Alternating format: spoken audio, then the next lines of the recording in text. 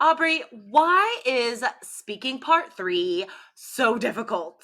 Oh man, it's questions that we just don't think about all the time. And we certainly don't Yeah, always chat about with our friends. These are bigger questions about society in general, how the world is affected by things. And if we're not thinking about these topics, we might just find ourselves with nothing to say. I think that happens a lot because IELTS speaking part three questions are difficult.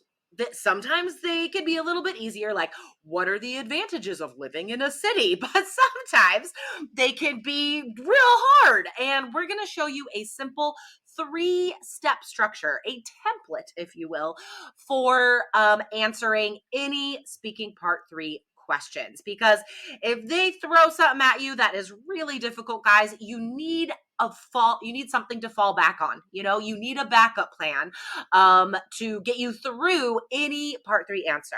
Exactly right. So, with this three-step structure, you can go in with a plan, sort of a roadmap of how to answer these. So, stay until the end because we're going to answer a couple of difficult part three questions using this structure so that you can see how it's done. Exactly. Guys, we did a speaking part one episode recently that I really, really liked.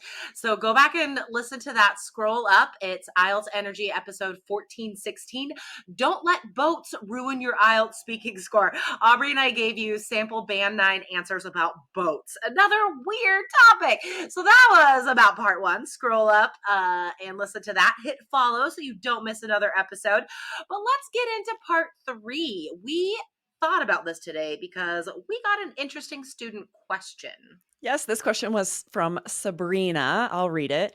I always find it difficult to answer part three questions. What should I do to improve my answers? Interestingly, I have 8 days to practice. Thanks Eesh. in advance. So that's not a ton of time, but it's amazing how much you can improve in 8 days for the speaking exam if you know what the examiner's listening for and you have strategies.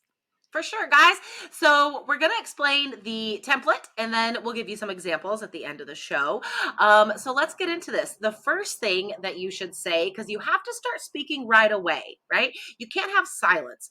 So the best thing that you can do is to just narrate what you think about the question or the topic and why you think this, right? This is basically filler because you're not answering the question directly, but it's a great way to introduce your answer and give yourself time to think. So for example, Aubrey, if I asked you, should big companies be punished more seriously than small companies? How could you use this first step to answer that? Yeah, I might say, well, if by punished you mean fined for breaking rules, then yes. Right? And I'm just speaking aloud. I'm like, what do they mean by punished? Well, I'm just going to say what I think that means, and I'm just narrating my Exactly. thoughts. Exactly. Narrating your thoughts. This is the most important thing you could do immediately to get yourself present, right? To access what you're thinking and have it come out of your mouth. That's fluency, right? Narrating your thoughts shows fluency. And this is the best thing you could do right away, right? Okay. And then the second thing you do, you have to answer the question in some respect. So use some sort of transition phrase and then literally say the first thing that comes to mind connected to this topic. Okay. So if we're continuing on this answer, we could then say, I mean, if we take Amazon, for example, if they do something nefarious, like overcharge for something, they stand to make a great deal more money from the millions of transactions than would a small company, for instance. So I have a transition. I say, I mean, if we take Amazon, for example, and if someone says big company, that is the first thing that comes to mind is Amazon, right? Totally. So that like perfectly shows the structure, the strategy. And then the third thing we do, how do we finish this answer, Aubrey? Yeah, so you want to transition again, some kind of linking phrase, and then you want to relate your answer to something that you personally know or have experienced. So for Yeah. this answer, we've talked about Amazon. I might say, I actually bought a book on Amazon and then saw it at a local bookstore for so much cheaper. They should not be able to get away with charging such ridiculous prices.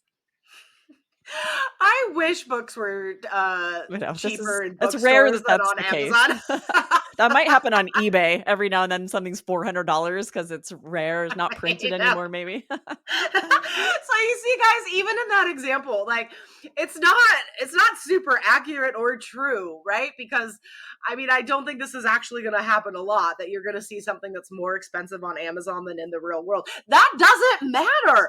This is literally just the first thing we think of, and it is a hypothetical situation, Right. I right? We're love like, that we've actually used a very unlikely example here to show you guys. Like, yeah, let's say that comes out of your mouth. You're just like saying an example. The examiner doesn't care.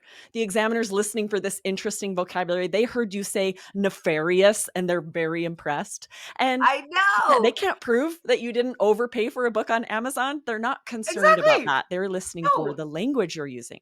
All right, so let's try and demonstrate this strategy spontaneously, just like all of our listeners will have to do on the exam day, Aubrey. So we are challenging ourselves here to show you this strategy with two part three questions. Aubrey, do you want to ask or answer first? I'll answer first. Awesome. Okay. Aubrey, how do young people usually find friends in your country? Oh, this is so tricky. I immediately think about my daughter, who is a young person, desperate for lots of friends, and it's tough. She struggles. She's sitting alone at lunch sometimes. She's just on her phone, so she's not interacting with lots of other young people. It's hard to get her to want to go to clubs or go anywhere where she could meet new people. So for me personally, I had no problem meeting friends. I was super chatty. I wanted to go to all the clubs and I didn't have a phone to distract me all the time. So these Mm. days, I think for teenagers, it's so much tougher than when I was young. That was so good. Guys, I want you to notice that using this strategy helped Aubrey stay on track and finish that answer nicely, because you were talking about your daughter, right? And that second part, the first thing that comes to mind. Um, and obviously, if you're a mom and you're answering something about kids, then your kids will be the first thing that comes to mind. But then I think, like, you called yourself back and you transitioned into something, like something else, where you're like, for me personally, that wasn't a problem when I was a kid. And so you were able to show a range of ideas there instead of just describing your daughter having difficulty. You know what I mean? Right. You were able to give a more full answer by following this strategy. Absolutely, right? I'm sort of saying the first thing that came to mind. But then as I get into it, I have this structure in place where I'm like, now I'm going to relate this to me personally. And now I care more. I have more details that I could share. And it, Mhm. like you said, it makes it such a more full, high scoring answer. Yes, yes. All Okay, right, now ready I'm for me going to to ask you? try. Okay. All right. Here we go. Is it more important to find new friends or stay in touch with old friends? Oh gosh, that's really tricky. Because honestly, I find myself putting so much effort into maintaining the friendships I do have, because it is so important to me, that I don't often think about making new friends. Let's see. So, I that's my answer, I guess, right? It's more important to stay in touch with old friends, to keep those connections. I think of my best friend Megan, that I've known since high school, and she lives in another city now, and her and we keep in touch daily. Sometimes it's just sending each other funny videos that we know only each other will think is funny. No words are exchanged, right? They're just videos. But we know that we're thinking about each other, and that's why we send these videos.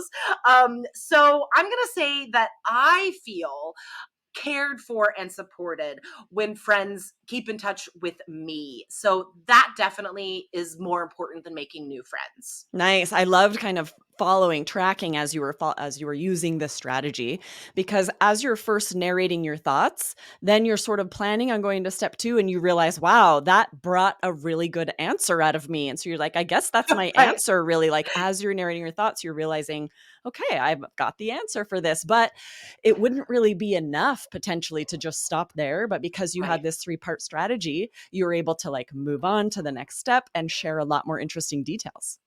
Awesome. Oh, that's hard. I love challenging ourselves Yeah. like this. That was so fun. It would well, and it's Um, interesting too, you can see how it would take practice. It's a little tricky for us to like, yes. okay, follow these steps, right? You guys can't just learn this strategy and then on test day and have it be perfect. You need to practice answering your own questions. So that's the takeaway for today, guys, is write down this three-step system, the strategy that we described today, and practice. Take your time. If Sabrina, you have 8 days before your exam, you need to be practicing like 3 to 4 questions a day using this strategy, right? Okay, I think that's a great takeaway. And I'm glad our listeners got a hopefully simple roadmap to acing that speaking part three. Yes. If you're like me, it just feels good to go in with a plan, right? I have a Yeah, strategy, I totally. have steps. It's going to boost your confidence. So, and that's part Exactly. of the one of the most important things on test day. You need to go in confident. Exactly. All right, guys. So make sure to hit follow wherever you listen to new episodes every week from Aubrey and me. So hit follow, and we'll see you on Friday. Awesome. See you guys Friday. Bye. Bye.